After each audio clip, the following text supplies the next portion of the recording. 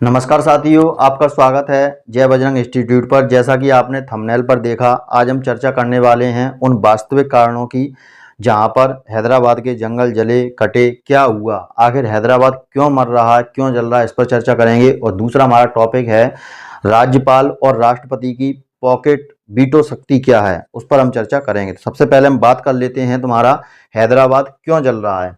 तो हैदराबाद मर रहा है या क्यों जल रहा है, तो इस पर हम चर्चा करेंगे। तो ये स्थान कहाँ है? कांचा, गाची, बोबली, संघर्ष, क्या है ये? तो ये विकास के नाम पर पर्यावरण की लड़ाई है। मतलब एक तरफ ये विकास कर रहे हैं, दूसरी तरफ से प्रकृति का विनाश कर रहे हैं। तो ये क्या है? विकास वर्सेस पर्यावरण की लड़ाई है। अब हम बात कर लेते हैं आखिर विवाद है क्या। तो हैदराबाद सेंट्रल यूनिवर्सिटी है जहां पर बच्चे पढ़ रहे हैं और वह रिसर्च वगैरह करते हैं। तो हैदराबाद सेंट्रल यूनिवर्सिटी के पास तुम्हारा 400 एकड़ का एरिया है जहां पर जंगल है, और उसी जंगल का नाम है कांचा, गाचा, गाची, बोबली। क्या है?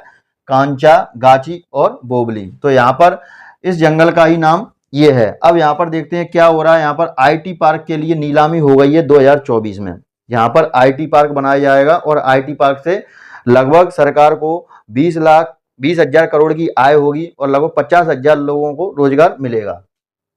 ये बात अभी की नहीं है, ये 2012 में यहाँ पर इनका अधिग्रहण हो चुका था और मार्च 2025 में पेड़ों की कटाई शुरू हो गई थी। अब ये जब आप सोच रहे होंगे ये बात अभी की नहीं है तो फिर वायरल क्यों है, तो वायरल ये इस वजह से है, जैसे ही वहां के कुछ वीडियो वायरल हुए छात्रों द्वारा, तो ये चर्चा मुद्दा में ये आ गई और यहाँ पर ये देखते ही देखते ये टॉपिक वायरल हो गया। अब देखते हैं ये क्षेत्र इतना महत्वपूर्ण क्यों है, जो ये जंगल का क्षेत्र है तो इतना महत्वपूर्ण क्यों है। तो यहाँ पर इस जंगल वाले क्षेत्र में लगभग 17,000 से अधिक पेड़ हैं। कितने पेड़ हैं? लगभग 17,000 से अधिक पेड़ हैं।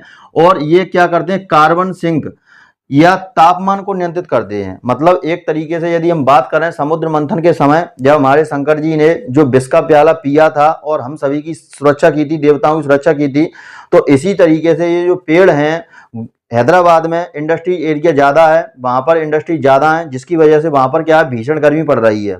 तो ये पेड़ क्या है? जैव विविधता, जलवायु संतुलन, और वहां पर तुम्हारा क्या काम कर रहे हैं? कार्बन सिंक को सोखकर एक तापमान नियंत्रित का काम कर रहे हैं। साथ ही साथ अगर हम कहें तो एक तरीके से नीलकंठ का कार्य कर रहे हैं। जैव विविधता, जलवायु संतुलन इनका कार्य है। अब यहाँ पर देखते हैं जो ये एरिया है, इस एरिया को हैदराबाद का फेफड़ा कहा जाता है। हैदराबाद का फेफड़ा क्यों कहा जाता है? क्योंकि ये पर्यावरणीय सुरक्षा कर रहा है। तेलंगाना का वन क्षेत्र भी 0.5% है और हैदराबाद का रिसर्च सेंटर भी यहाँ पर है। अब जब जंगल ही नहीं रहेंगे, पेड़ पौधे ही नहीं रहेंगे, जीव जंतु नहीं रहेंगे, तो वहां पर पढ़ने वाले स्टूडेंट रिसर्च किस पर करेंगे? अर्बन हीट लाइट, यानी कि हैदराबाद अब तपता हुआ शहर बन गया है। क्या बन गया है? हैदराबाद तपता हुआ शहर बन गया है। और इस तपते हुए शहर से सुरक्षा कौन कर रहा था? सुरक्षा कर रहा था हमारा कांचा, गाची, बोबली स्थान, यानी कि यहाँ पर फैला हुआ जंगल। अब यहाँ पर हम देख लेते हैं सरकार का तर्क क्या है। सरकार क्या कह रही है? सरकार कह रही है कि यहाँ पर जो आप जंगल समझ रहे हैं, जंगल नहीं है, यह एक भूमि है। यहाँ पर तो पेड़ पौधे अपने आप उपज आए हैं। और फिर जब तुम लोग कहते हो कि सरकार हैदराबाद को आईटी हब बनाओ, आईटी हब बनाओ, जब हम आईटी हब बना रहे हैं तो फिर परेशानी क्या है? अब यहाँ पर क्या हुआ है कि बजट के टाइम पर सरकार ने यहाँ पर घोषणा कर दी कि हम आईटी हब बनाएंगे। अब उसको पूरा करने के लिए जल्दबाजी में इन्होंने क्या किया? जंगलों को काटना शुरू कर दिया। तो यहाँ पर क्या कह रहे हैं? यह वन भूमि नहीं है, यह औद्योगिक भूमि है। अब यहाँ पर आईटी पार्क बनाने का इसका सरकार का उद्देश्य क्या है? लगभग 20,000 करोड़ की सरकार को इससे आय होगी और लगभग 50,000 लोगों को यहाँ पर क्या मिलेगा? रोजगार मिलेगा। तो वही बात आ गई ना कि व्यक्ति क्या कर रहा है? जंगल काट रहा है, अपने घर में मनी प्लांट के पौधे लगा रहा है कि भैया पैसा आएगा। उस पैसे का तुम क्या करोगे? क्या अचार डालोगे? जब तुम्हारे पेड़ पौधे, तुम्हारी प्रकृति ही नष्ट हो जाएगी और फिर भीषण गर्मी के कारण तुम्हारे शरीर के अंदर बीमारियां पनपने लगेंगी। तो यही यहाँ पर हो रहा है। अब समस्या कहां पर आई? समस्या कहां पर आई? तो हमारे लिए वन संरक्षण अधिनियम 1980 बनाया गया है। इस वन संरक्षण अधिनियम के तहत क्या होता है? यहाँ पर जो वन है उनको गैर वनीकरण बनाया जा रहा है। तो उसके लिए क्या करना पड़ेगा? आपको उतने ही पेड़, जितने पेड़ आप काट रहे हो उससे पहले उतने ही पेड़, यानी कि नया जंगल कहीं दूसरी जगह बनाओ और वहां पर फिर यहाँ के जीव जंतुओं को ट्रांसफर कर दो। इससे क्या है? पर्यावरणीय संतुलन नहीं बिगड़ेगा। लेकिन यहाँ पर हुआ क्या?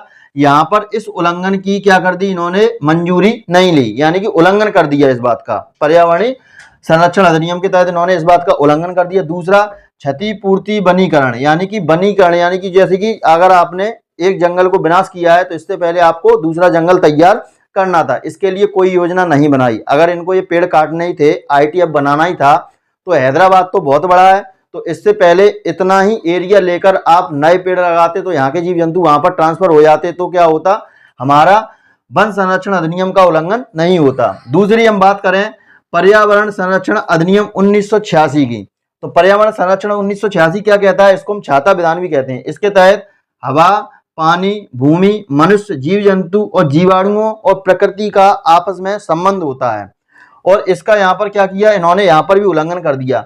पर्यावरण को इस प्रोजेक्ट द्वारा होने वाले नुकसान आकलन करना था, मतलब इनको ये सोचना था कि यदि हम जंगल को काटेंगे तो इसकी क्या भयावह स्थिति होगी, इसका इन्होंने कोई आकलन नहीं लगाया। दूसरा, स्थानीय लोगों से इन्होंने पूछताछ नहीं की, वहां पर जो आसपास एरिया में लोग रह रहे हैं उनसे पूछताछ कर लेते एक बार कि अगर हम इस जंगल को काटेंगे तो क्या प्रभाव पड़ेगा, तो ऐसा भी इन्होंने नहीं किया। अब क्या होता है, सुप्रीम कोर्ट में ये मामला पहुंच जाता है, कब, 3 अप्रैल 2025 को सुप्रीम कोर्ट में मामला पहुंच जाता है, और सुप्रीम कोर्ट के जो जस्टिस हैं BR गवई, यह इस पर कटाई पर रोक लगा देते हैं और कहते हैं इतनी जल्दबाजी क्यों, आखिर तुम इतनी जल्दबाजी क्यों कर रहे हो, तुम्हारी रिपोर्ट कहाँ है, EIA रिपोर्ट कहाँ है, EIA रिपोर्ट लेकर आइए। दूसरा, इन्होंने चीफ सेक्रेटरी को जेल भेजने की चेतावनी दे दी। इन्होंने कहा यदि तुम्हारा निर्णय गलत पाया गया तो आपको जेल की सलाखों के पीछे ढकेल दिया जाएगा। जब जस्टिस BR गवई ने इंजीनियर भेजकर यहाँ पर साइट का निरीक्षण करवाया तो यहाँ पर स्थिति क्या थी, भयावह स्थिति है, मतलब यदि जंगल का विनाश होता है तो यहाँ पर स्थिति भयावह स्थिति जन्म ले लेगी। तो वन काटे, इसकी जवाबदेही किसकी है, BR गवई ने कहा, किससे कहा, चीफ सेक्रेटरी से, आपने वन तो काट लिया, अब इसकी जवाबदेही किसकी है, विकास के नाम पर प्रकृति का विनाश मत करिए। तो ये फैसला था हमारा BR गवई का। तो आप इन पॉइंटों को नोट कीजिए, फिर हम चर्चा करते हैं आगे के पॉइंटों पर। अब देखिए, अब हम बात करने वाले हैं राष्ट्रपति वर्सेस राज्यपाल की वीटो पावर के बारे में। क्या है वीटो पावर और सुप्रीम कोर्ट का फैसला क्या रहा, तो हम बात कर लेते हैं। जैसे कि हमारे भारत में पार्लियामेंट सिस्टम है, कौन सा सिस्टम है, पार्लियामेंट सिस्टम है, और इस सिस्टम के अंतर्गत यदि हम देखते हैं सेंट्रल में यदि हम देखेंगे तो सेंट्रल में क्या होता है, एक राष्ट्रपति होता है, क्या होता है, एक राष्ट्रपति होता है, प्लस प्रधानमंत्री होता है और मंत्री परिषद होती है इनकी, प्रधानमंत्री और मंत्री परिषद होती है। अगर हम बात करें तो ये नाम मात्र के राष्ट्रपति होते हैं, और वास्तविक शक्तियों की बात करें तो वास्तविक शक्तियां किसके पास होती हैं, तो वास्तविक शक्तियां होती हैं हमारी प्रधानमंत्री के पास। वास्तविक शक्तियां किसके पास होती हैं, प्रधानमंत्री के पास हमारी वास्तविक शक्तियां होती हैं। और यदि हम यही स्टेट में देखें, स्टेट की बात करें तो स्टेट में क्या होता है, स्टेट में हमारा विधानसभा या राज्यपाल होता है तुम्हारा, ठीक है, राज्यपाल होता है, और क्या होता है, राज्यपाल के बाद चुनी हुई तुम्हारी मंत्री परिषद या निर्वाचित सरकार होती है, निर्वाचित सरकार प्लस चुनी हुई इनकी कोई मंत्री परिषद होती है। यहाँ पर क्या होता है, राज्यपाल भी नाम मात्र के प्रमुख होते हैं, और वास्तविक शक्तियां किसके पास होती हैं, वास्तविक शक्तियां सरकार के पास होती हैं, जो चुनी हुई सरकार होती है राज्य की, राज्य का जो मुख्यमंत्री होगा, वास्तविक शक्तियां किसके पास होगी, मुख्यमंत्री के पास होगी। अब यहाँ पर वीटो पावर विवाद क्या है, वीटो पावर विवाद क्या है, यह शुरू कब हुआ, ठीक है, इसके बाद हम बात कर लें इसका आखिर विवाद मतलब कारण क्या बना, शुरू होने का कारण क्या बना, और फिर हम बात करेंगे कि जो राष्ट्रपति हैं और राज्यपाल हैं और सुप्रीम कोर्ट हैं, इनके आर्टिकल क्या हैं, इन सभी बिंदुओं पर आज हम चर्चा करने वाले हैं। तो सबसे पहले हम बात कर लेते हैं क्या हुआ था। तो ये केस किसके बीच में है, तो ये केस है तुम्हारा तमिलनाडु सरकार, तमिलनाडु सरकार वर्सेस तमिलनाडु राज्यपाल, वर्सेस तमिलनाडु राज्यपाल के बीच में ये विवाद है। क्या था, तमिलनाडु सरकार ने 20 बिल पारित किए, कितने बिल पारित किए, 20 बिल तमिलनाडु सरकार ने पारित किए। भैया जनता द्वारा चुने गए हैं, जनता का प्रतिनिधि है, तो यह तो जनता की भलाई के लिए बिल पारित करेगा। तो तमिलनाडु सरकार ने 20 बिल पारित किए, इनमें से 10 बिल पारित किए, कितने बिल पारित किए, 10 बिल पारित किए। अब इनमें से एक बिल तुम्हारा क्या था, एक बिल था तुम्हारा कुलपति से संबंधित, जो कुलपति की नियुक्ति होती है उससे संबंधित था, कुलपति से संबंधित एक बिल था। अब यहाँ पर क्या होता है, ये कब पारित किए इन्होंने, ये पारित किए थे इन्होंने 2020 में। कब पारित किए, 2020 में इन्होंने पारित किए। अब यहाँ पर 2021 की हम बात कर लें तो 2021 में हमारे पास जो तमिलनाडु के राज्यपाल हैं वह थे आर के रवि जी। कौन थे, आर के रवि जी यहाँ पर राज्यपाल आते हैं और इनके पास इन बिलों को भेज दिया जाता है। इनके पास क्या होता है, इन बिलों को भेज दिया जाता है मंजूरी के लिए। लेकिन क्या करते हैं ये 2023 तक बिलों को ये अपने पास लंबित रखते हैं। 2023 तक अपने पास क्या करते हैं, बिलों को लंबित रखते हैं। और बाद में कुछ समय बाद लास्ट में जब इनको पता चलता है कि याचिका दायर हो चुकी है, इन्होंने याचिका दायर कर दी है सुप्रीम कोर्ट में, तो कुछ समय बाद लास्ट में राष्ट्रपति के पास भेज देते हैं। किसके पास भेज देते हैं, राष्ट्रपति के पास भेज देते हैं। अब यहाँ पर जो तमिलनाडु सरकार है ये दरवाजा खटखटाती सुप्रीम कोर्ट का। अब सुप्रीम कोर्ट के पास ये पहुंची तमिलनाडु सरकार और इन्होंने कहा कि मेरे पास वास्तविक शक्तियां हैं, ना कि राज्यपाल के पास। जब मेरे पास वास्तविक शक्तियां हैं तो फिर राज्यपाल अपनी मनमानी क्यों कर रहा है। तो तमिलनाडु सरकार ने कहा, बात तो सही है, तुम बात बिल्कुल सही कह रहे हो। तो तमिलनाडु सरकार ने जो फैसला सुनाया, सुप्रीम कोर्ट ने जो फैसला सुनाया वह तमिलनाडु सरकार के पक्ष में ही सुनाया, तमिलनाडु के पक्ष में सुनाया और कहा राज्यपाल के पास कोई वीटो पावर नहीं है। राज्यपाल के पास कोई वीटो पावर नहीं है। अब बात कर लेते हैं कि इन बिलों को रोकने का कारण क्या था। इन बिलों को रोकने का कारण था आखिर इन्होंने 2023 तक यानी कि 2 सालों तक बिलों को क्यों रोका, क्यों लंबित रखा। तो हम बात कर लेते हैं, यहाँ पर देखते हैं क्या होता है कि जो हमारा राष्ट्रपति होता है, राष्ट्रपति क्या करता है, तुम्हारी राज्यपाल की नियुक्ति करता है। राष्ट्रपति क्या करता है, राज्यपाल की नियुक्ति करता है, क्योंकि ये बैठ रहा है तुम्हारा केंद्र में और ये बैठ रहा है राज्य में। अब ऐसा विवाद कब होता है, तो ऐसा विवाद जब होता है जब केंद्र में सरकार हो दूसरी और राज्य में सरकार हो दूसरी।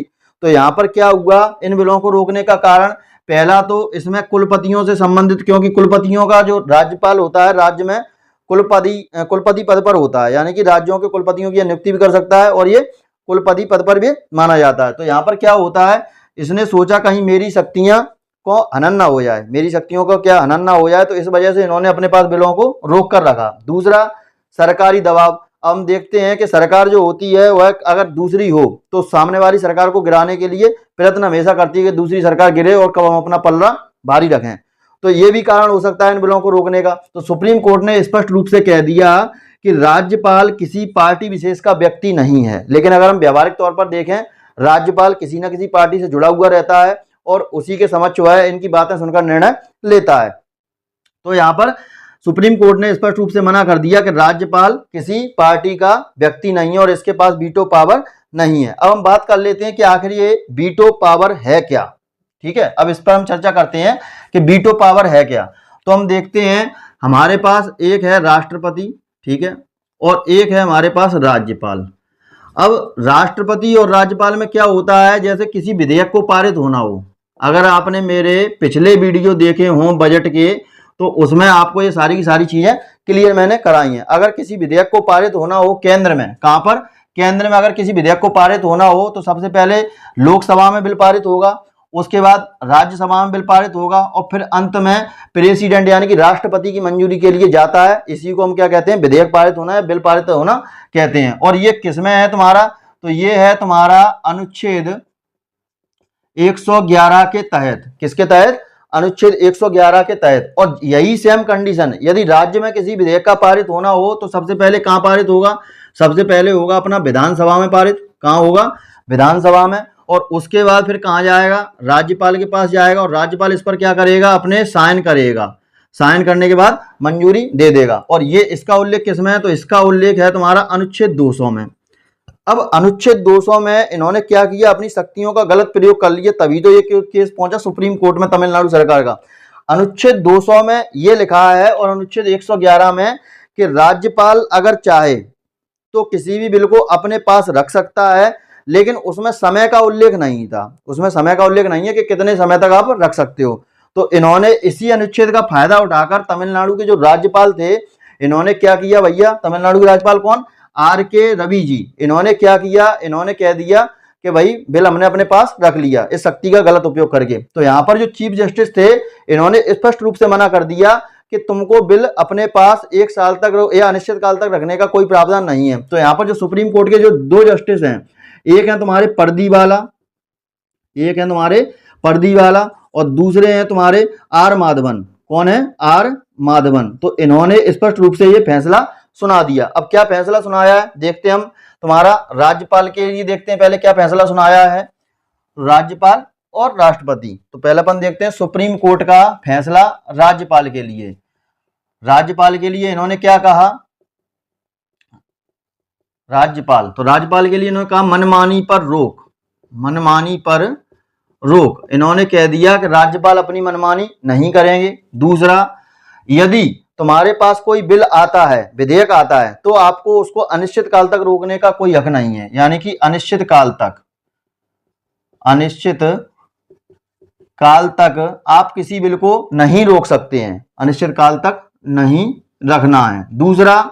दूसरा क्या है, आपको अगर बिल को रोकना है तो आप 3 माह के लिए रोक सकते हैं। कितने माह के लिए रोक सकते हैं, 3 माह के लिए रोक सकते हैं। इसके बाद आप पुनर्विचार के लिए भेज देंगे। कहां पर भेज देंगे, पुनर्विचार के लिए। पुनर्विचार के लिए किसके पास भेजेंगे भैया, ये राष्ट्रपति के पास भेजेंगे। और राष्ट्रपति के पास भेजेंगे, राष्ट्रपति के पास से अगर ये बिल वापस आ जाता है पुनर्विचार होने के बाद, तो इनको 1 माह तक रोकने की क्या है, वैलिडिटी, मतलब तुम 1 माह तक अपने पास बिल को रख सकते हो और उसके बाद आपको पारित करना ही होगा। उसके बाद आपको क्या करना है, पारित करना होगा। ऐसा किसने कहा है, सुप्रीम कोर्ट ने कहा है। कब कहा है तुम्हारा, ये 8 अप्रैल 2025 को फैसला आया है। 2 डेट है, 8 अप्रैल और 11 अप्रैल 2025 को ये फैसला आया है। अब इनके अनुच्छेद की बात करें, अनुच्छेद कौन सा था जिस वजह से इन्होंने अपनी मनमानी की, तो इनका अनुच्छेद था 200। अनुच्छेद 200 क्या बताता है, अनुच्छेद 200 बताता है इनके रवैये के बारे में। किसके रवैये के बारे में, राज्यपाल के रवैये के बारे में। तो अनुच्छेद 200 क्या कहता है, आप किसी विधेयक पर अपनी सहमति दे सकते हैं, दूसरी असहमति दे सकते हैं, तीसरी, अगर तीसरी हम बात करें तो पुनर्विचार के लिए भेज सकते हैं। पुनर्विचार के लिए कहां भेज सकते हैं, राष्ट्रपति के पास भेज सकते हैं। चौथा, इन्होंने कह दिया कि आपको अनिश्चित काल तक नहीं रखना है, मतलब शुरुआती चरणों में ही भेजना है। कब भेजना है, शुरुआती चरणों में। शुरुआती चरणों में यानी कि इन्होंने 2 साल रख लिया, तो इन्होंने स्पष्ट कर दिया इस अनुच्छेद में कि आपको अगर लग रहा था कि ये संविधान के लिए विधेयक महत्वपूर्ण है, तो आपने 2 साल के लिए क्यों रखा, आप पहले दिन से इसको राष्ट्रपति के लिए भेज देते तो इससे बढ़िया होता। तो आपको शुरुआती चरणों में ही भेज देना है और आपके पास कोई वीटो पावर नहीं है, कोई वीटो पावर नहीं है। ये फैसला इन्होंने सुना दिया सुप्रीम कोर्ट ने राज्यपाल के लिए। अब राष्ट्रपति के लिए इन्होंने क्या सुनाया सुप्रीम कोर्ट ने, राष्ट्रपति के लिए भी इन्होंने कहा तुम किसी भी बिल पर अपनी सहमति दे सकते हो। ठीक है, यही बिल्कुल सेम टू सेम कंडीशन, सहमति दे सकते हो, असहमति दे सकते हो। इसके बाद पुनर्विचार के लिए यदि तुम्हारे पास कोई बिल आता है तो आपको अनिश्चित काल के लिए नहीं रखना है। आप अगर रोक सकते हो तो कितने माह के लिए, 3 माह के लिए। और उसके बाद आपको भेजना है और भेजने के बाद तुम्हारे पास यदि वापस आता है तो आपको उस पर साइन करने पड़ेंगे, यानी कि इसको विधेयक को आपको पारित करना पड़ेगा। यदि आपने पारित नहीं किया तो आप पर कार्रवाई की जाएगी। तो यहाँ पर इन्होंने क्या कि 3 साल के लिए, वो 3 माह के लिए आप खाली रोक सकते हो, सिर्फ 3 माह के लिए। तो ये क्या थी तुम्हारी, 3 माह के लिए इनको रोकना है। अब इसके बाद इन्होंने कहा यदि आप किसी दबाव में फैसला करते हैं, यदि आप फैसला करते हैं तो हम आपके फैसले की द्वारा से जांच करेंगे। ऐसा किसने कहा, सुप्रीम कोर्ट ने कहा। कई बार क्या होता है कि केंद्र सरकार के दबाव में आकर क्या है, वास्तविक शक्ति तो राष्ट्रपति के हाथ में होती नहीं है, जो मंत्रिपरिषद कहेगी वही करेगा राष्ट्रपति। तो यहाँ पर इन्होंने कह दिया कि हम तुम्हारे निर्णय या तुम्हारे विचार की द्वारा से हम जांच करेंगे। तो इनके लिए सुना दिया। तो इनके लिए जो अनुच्छेद है, इनके लिए अनुच्छेद है तुम्हारा 201। कौन सा अनुच्छेद है, 201। 201 अनुच्छेद के अंतर्गत ये सारी की सारी चीजें बताई गई हैं। राज्यपाल के लिए कौन सा है, 200, और राष्ट्रपति के लिए कौन सा है, 201। अब यहां पर हम एक केस देखते हैं। ऐसा ही एक केस हुआ था जहां पर जैसे कि हम माने तुम्हारा तमिलनाडु है, तेलंगाना है, पंजाब है, वहां पर भी आए दिन ऐसे कई केस देखने के लिए मिलते हैं, क्योंकि सरकारें अलग अलग हैं, केंद्र में सरकार कोई और है और राज्य में सरकार कोई और है, तो यहाँ पर ऐसी विवाद आमने सामने होते रहते हैं। अब यहाँ पर एक केस हम देख लेते हैं, यदि आपको ध्यान हो, आपने मेरी आरबीआई की क्लास ली हो, जहां पर मैंने बताया था कि एक जो प्रधानमंत्री थे और गवर्नर पद पर भी रहे, कौन, मनमोहन सिंह, कौन, मनमोहन सिंह। तो मनमोहन सिंह गवर्नर यानी कि राज्यपाल थे, और इनके समय में इंदिरा गांधी की मृत्यु हो जाती है। किनकी की मृत्यु हो जाती है? इंदिरा गांधी की मृत्यु हो जाती है। और यहाँ पर इस समय राष्ट्रपति तुम्हारे रहते हैं ज्ञानी जेल सिंह। कौन रहते हैं? ज्ञानी जेल सिंह। तो यहाँ पर ज्ञानी जेल सिंह ने, राष्ट्रपति ने अनुच्छेद 200 के अंतर्गत, कौन सा अनुच्छेद? अनुच्छेद 200 के अंतर्गत अपनी शक्तियों का प्रयोग किया था। कैसे? कि इनकी मृत्यु होने के बाद मनमोहन सिंह ने एक डाक व्यवस्था बिल पारित कर दिया था। कौन सा व्यवस्था पारित कर दिया था? डाक व्यवस्था संबंधित एक बिल पारित कर दिया था, और एक किसी विशेष समुदाय के लिए पारित कर दिया गया था, एक समुदाय का पक्षपात लेते हुए।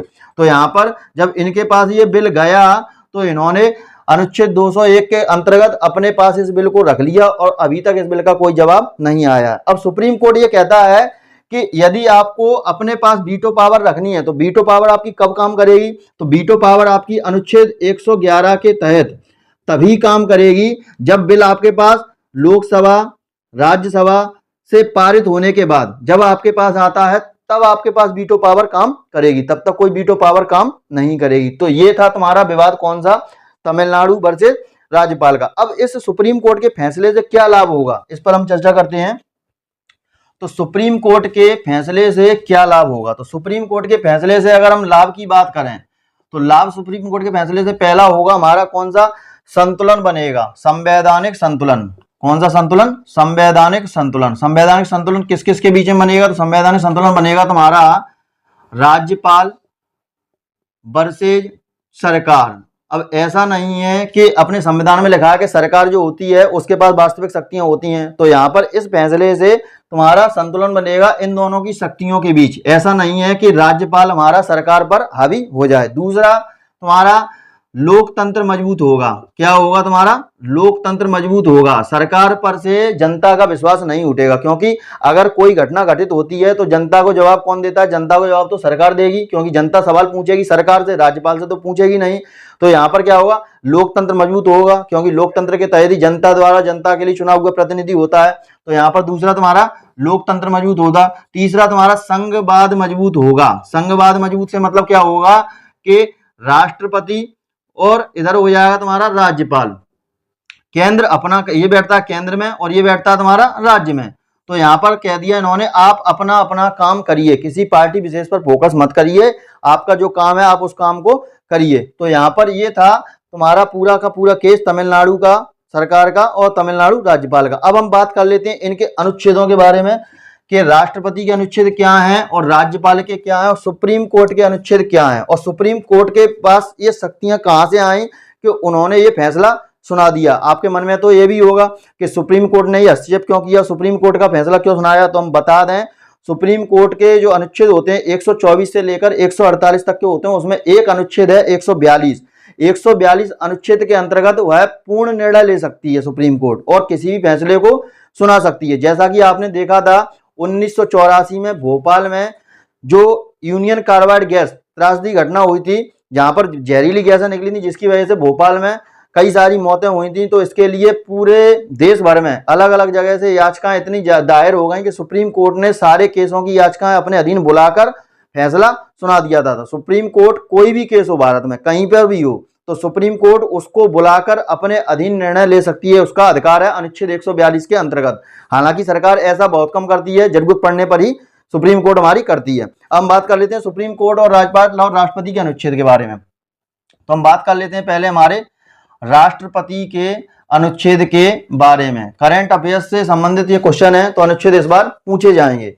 तो राष्ट्रपति के अनुच्छेद कहां से कहां तक रहते हैं? तो राष्ट्रपति के अनुच्छेद रहते हैं 52 से लेकर 61 तक। इसकी एक ट्रिक है, ट्रिक क्या है तुम्हारी? पकानी को का द्वयोदशम, पकानी को का द्वयोदशम, इसको आपको याद रखना है, अनुच्छेद पूरे याद हो जाएंगे। अब यहां पर डाल लीजिए 52, 53, 54, 55, 56, 57, 58, 59, 60 और 61, ये पूरे अनुच्छेद हो गए। अब यहाँ पर देखेंगे पा से क्या हो जाएगा, पद, यानी कि राष्ट्रपति का पद होता है अनुच्छेद 52 के अंतर्गत। इसके बाद का से हो जाएगा तुम्हारा कार्यपालिका की शक्तियां। कार्यपालिका की शक्तियां किसके पास होती हैं, वास्तविक में कौन होता है तुम्हारा, ये तो वास्तविक है लेकिन नाम मात्र के लिए, तो कार्यपालिका की शक्तियां। इसके बाद निर्वाचन, अनुच्छेद 54 में क्या हो जाएगा तुम्हारा, निर्वाचन। और फिर अनुच्छेद 55 में हो जाएगा तुम्हारा कोटा। कोटा यानी कि वोटिंग प्रक्रिया, यानी कि कितने वोटों की आवश्यकता है और कैसे ये प्रणाली अपनाई जाएगी। अनुच्छेद 56 के अंतर्गत तुम्हारा होगा कार्यकाल, और कार्यकाल कितना होता है, कार्यकाल इनका 5 वर्ष का होता है। इसके बाद फिर दूसरे तुम्हारा क्या हो जाएगा, दोबारा नियुक्ति, दोबारा नियुक्ति यानी कि दोबारा निर्वाचन, दोबारा नियुक्ति हो जाएगी। इसके बाद यो से हो जाएगा तुम्हारा योग्यता, कितनी योग्यता होनी चाहिए। दा से फिर तुम्हारा क्या हो जाएगा, दशाएं, देखा जाएगा कहीं व्यक्ति सनकी या पागल तो नहीं है, राष्ट्रपति बनने लायक है कि नहीं। इसके बाद 60 में सा से तुम्हारा हो जाएगा शपथ, कि किसके समक्ष इसको शपथ लेनी है और शपथ लेंगे। इसके बाद मां से तुम्हारा हो जाएगा महाभियोग, क्या हो जाएगा, महाभियोग। तो महाभियोग क्या होता है, राष्ट्रपति को हटाने के लिए महाभियोग चलाया जाता है और 14 दिन पहले इनको क्या करनी पड़ती है, सूचना देनी पड़ती है। महाभियोग के अंतर्गत इसको संविधान का अतिक्रमण कर राष्ट्रपति को हटाया जाता है। महाभियोग शब्द ज्यादातर यूज हमारा राष्ट्रपति को हटाने के लिए किया जाता है, लेकिन कई बार केसों में देखा गया है, अगर अपन इतिहास में देखें तो एक आध दो जज भी हैं, जज के लिए भी ये महाभियोग लाया गया है। लेकिन उसके लिए अनुच्छेद कौन सा है, 124 है, उसमें महाभियोग का शब्द का अर्थ मतलब 124 अनुच्छेद में निकलेगा। अब ये हमारे कौन से होगा, राष्ट्रपति के अनुच्छेद हो गए। अब इसके बाद कर लेते हैं हम राज्यपाल के अनुच्छेद। राज्यपाल के अनुच्छेद कितने रहेंगे, 153 से लेकर हमारे रहेंगे ये 161 तक। इनकी ट्रिक क्या है, इनकी ट्रिक है राजा का नाक योगा से साफ अब तो कर दे माफ। क्या ट्रिक है, राजा का नाक, ट्रिक है हमारी राजा का नाक योगा से साफ और अब तो कर दे माफ। माफ यानी कि क्षमा, तो यहां पर हमने क्या लिख दिया, क्षमा। अब देखिए अनुच्छेद अपन लिखेंगे यहाँ पर लाइन से सारे के सारे अनुच्छेद लिख लेंगे, तो कितना हो जाएगा, 153, 154, 155, 156, 157, 158, 159 और 161। यहाँ पर क्या होगा, राज्यपाल का पद होगा, यानी कि 153 अनुच्छेद के अंतर्गत एक राज्यपाल होगा, और राज्यपाल एक या दो राज्यों का भी हो सकता है, ज्यादातर एक राज्य का ही होता है। इसके बाद तुम्हारा कार्यपालिका की शक्तियां, जैसा कि यहाँ पर दिया है, तो यहाँ पर क्या हो जाएगा, कार्यपालिका की शक्तियां, ठीक है। फिर ना से तुम्हारा हो जाएगा नियुक्ति, यानी कि तुम्हारी क्या हो जाएगा, अनुच्छेद 155 के अंतर्गत राज्यपाल की नियुक्ति होगी। इसके बाद फिर तुम्हारा हो जाएगा कार्यकाल। कार्यकाल कितना होता है, कार्यकाल होता है आपका 5 वर्ष। योगा से हो जाएगा तुम्हारी योग्यता, ठीक है। से हो जाएगा तुम्हारा सेवा शर्तें, इसकी सेवा शर्तें क्या हैं। और साफ से तुम्हारा हो जाएगा क्या, शपथ, शपथ लेगा, यानी कि अनुच्छेद 159 के अंतर्गत राज्यपाल शपथ लेगा। और क्षमा के बाद हो जाएगा तुम्हारी क्षमादान की शक्तियां, यानी कि क्षमादान की शक्तियां किसके पास है, तो क्षमादान की शक्तियां राज्यपाल के पास हैं, अनुच्छेद 161 के अंतर्गत। अब बात कर लेते हैं हम तुम्हारे कौन से, सुप्रीम कोर्ट के अनुच्छेद की। तो सुप्रीम कोर्ट के अनुच्छेद की हम बात करेंगे, तो यहां पर देख लेते हैं अपन सुप्रीम कोर्ट के अनुच्छेद क्या क्या है। सुप्रीम कोर्ट के अनुच्छेद कब से कब तक है, 124 से लेकर ये हैं तुम्हारे 147 तक। अब यहां पर अपन देखेंगे 124 में क्या है, तो 124 में तुम्हारा बताया गया है 124 वाले अनुच्छेद में कि न्यायाधीश कितने होंगे, इनकी नियुक्ति कैसे होगी, इनको शपथ कैसे लेनी है और इनको पद से हटाना है कि नहीं हटाना, तो ये किसमें है, 124 में। इसके बाद बात कर लेते हैं हम तुम्हारे अगले अनुच्छेद की। तो अगला अनुच्छेद है तुम्हारा 129। 129 वाले अनुच्छेद में क्या होगा, तो 129 वाले अनुच्छेद की अगर हम बात करें तो 129 वाले अनुच्छेद में सुप्रीम कोर्ट का रिकॉर्ड, यानी कि यदि सुप्रीम कोर्ट ने अपना फैसला सुना दिया है तो उसको एक रिकॉर्ड फॉर्मेट में रखा जाएगा, और यदि वही केस हाई कोर्ट में जाता है तो हाई कोर्ट सुप्रीम कोर्ट के रिकॉर्डेड केस को ही आधार मानकर अपना फैसला सुनाएगी। तो ऐसा किसमें है, 129 अनुच्छेद में। इसके बाद बात कर लेते हैं हम 131 अनुच्छेद की। तो 131 अनुच्छेद क्या कहता है, 131 अनुच्छेद कहता है कि मूल अधिकारिता वाले केस आएंगे। मूल अधिकारिता वाले केस कैसे, कि केंद्र सरकार, अभी आपने देखा था जो क्लास थी अभी, इसमें हमने क्या बताया था कि जो राज्यपाल था किस पर हावी हो रहा था, निर्वाचित सरकार पर हो रहा था। तो ऐसे केस कहां पर आएंगे, तुम्हारे सुप्रीम कोर्ट में, वो किसके अंतर्गत आएंगे, 131 के अंतर्गत। इसके बाद आता है अनुच्छेद 135। 135 के अंतर्गत क्या होता है, 137 के अंतर्गत क्या होता है, सुप्रीम कोर्ट अपना निर्णय बदल सकती है, अपना फैसला ले सकती है। अगर उसको पता है कि निर्णय गलत है तो अपना निर्णय बदल सकती है। इसके बाद बात कर लेते हैं अनुच्छेद 142 की। 142 में क्या होगा, तो 142 में जैसा कि पूर्ण निर्णय, जो हमारी क्लास थी आज की, तो हमने क्या बताया था कि सुप्रीम कोर्ट को जो शक्तियां थी सुनाने की, कि राज्यपाल अपना कार्य करे, राष्ट्रपति अपना कार्य करे, तो ये किसमें है तुम्हारा, 142 में। 142 अनुच्छेद यानी कि पूर्ण निर्णय, 142 यानी कि पूर्ण निर्णय। इसके बाद बात कर लेते हैं अनुच्छेद 143 की। तो अनुच्छेद 143 क्या कहता है, अगर साधारण आमतौर भाषा में देखें तो 143 का मतलब क्या होता है, 143। लोग बाग कहते हैं ना कि आई लव यू, तो आई लव यू तुम सामने वाले से कह रहे हो, सामने वाले की अगर मर्जी होगी तो तुम्हारा रिस्पॉन्स दे देगा कि आई लव यू टू, मैं भी तुमसे प्रेम करती हूँ या प्रेम करता हूँ। अगर उसका मतलब नहीं है रिस्पॉन्स देने का तो वो नहीं देगा। तो यहीं पर यही बात कही गई है अनुच्छेद 143 में सुप्रीम कोर्ट में, कि अनुच्छेद 143 के अंतर्गत राष्ट्रपति चाहे तो सुप्रीम कोर्ट के जस्टिस या जज से संवैधानिक या कानूनी सलाह ले सकता है। अब इसमें देखिए, अब इसमें जो सुप्रीम कोर्ट का जज है या सुप्रीम कोर्ट है, उसकी मर्जी होगी तो वह सलाह देगा और उसकी मर्जी होगी तो सलाह नहीं देगा। इसी तरीके से राष्ट्रपति के लिए यह लागू करता है, राष्ट्रपति की मर्जी है वह सलाह माने या ना माने।